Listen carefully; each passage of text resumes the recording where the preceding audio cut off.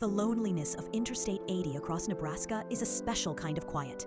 It's a vast, empty canvas, and for 10 hours a day, the only sound in my world is the deep, steady drone of my rig's diesel engine. I'm a long-haul truck driver. My name is Mike. This cab is my office, my kitchen, my bedroom, and it is a profoundly lonely place. I picked up the phone, the one lifeline to a world that felt a million miles away. Anna answered on the second ring. "Hey, you," she said, her voice tired. I could hear our daughter Lily laughing in the background, a sound so sweet it ached. "Hey, honey, just checking in. Made it past Omaha." "That's good," she said. The silence that followed was heavy with everything we weren't saying. The sink is leaking again, and Lily's teacher called. She's been acting out in class.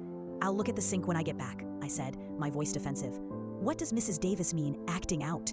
"She misses her dad, Mike," Anna said, her voice sharp with an old familiar frustration. "She needs you here. I need you here. I'm doing this for you," I said, the words tasting like ash in my mouth.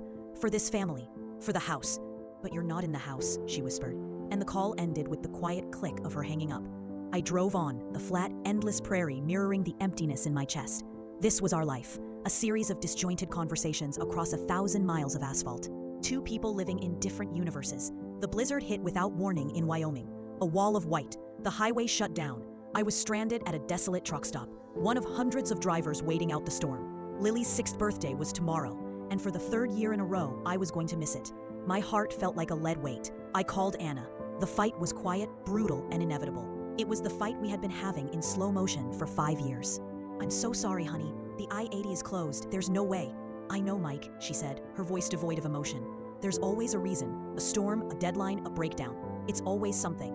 "This isn't my fault," I yelled, my own frustration boiling over. "Do you think I want to be in a frozen parking lot in Wyoming on my daughter's birthday? I'm doing this for us."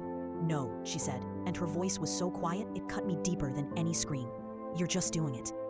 We're what you leave behind." She hung up. I sat there in the roaring silence of the blizzard, the cab of my truck feeling like a coffin.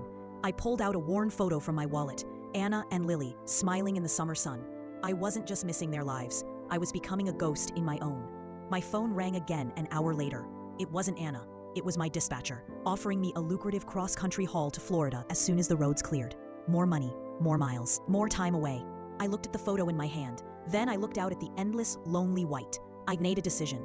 "Dave," I said into the phone, my voice clear and steady for the first time in days. "I can't take the Florida run.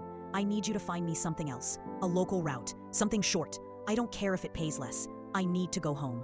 The real long haul, I finally understood, wasn't the thousands of miles of road ahead of me. It was the few feet of distance between my wife and me, and I was finally ready to start the journey back.